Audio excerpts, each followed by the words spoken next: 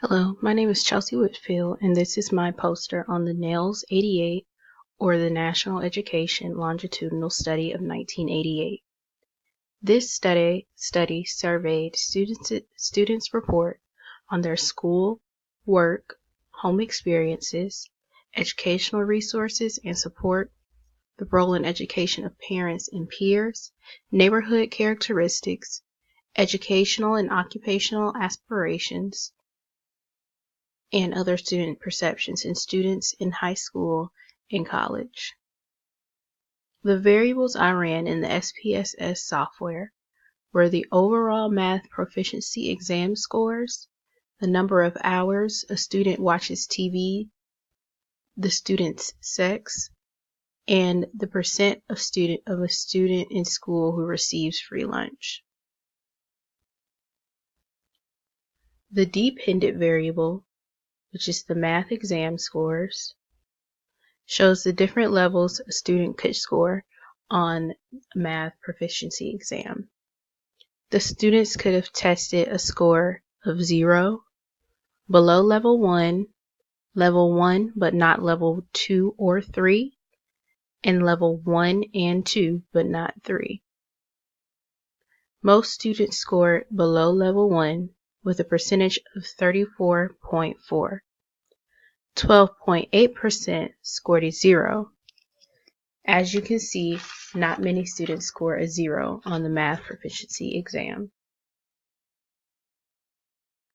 The independent variable are the number of hours a student watches TV on a weekday.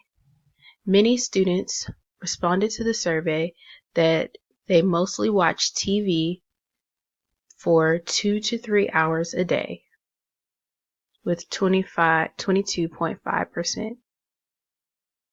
2.8% of the students responded that they don't watch TV at all on the weekdays. The student's sex is one of the 2 control variables I ran from the study. More than half of the students in the study are female. They make up 49.1% of the respondents. The male students make up 44.7% of the respondents. The other control variable is the percent of students in school who receive a free lunch. The percentages in the pie chart, or the legend, shows how many students in the different schools surveyed receive a free lunch on a daily basis.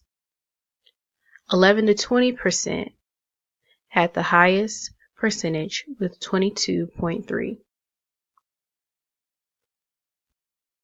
21 to 30% had the lowest percentage of receiving free lunch in school. In conclusion, the study showed the students who were surveyed experienced through high school and college by looking at things that could positively or negatively affect the students academically. The study also surveyed the students' teachers, parents, and administrators to get a better perspective on the students' transition.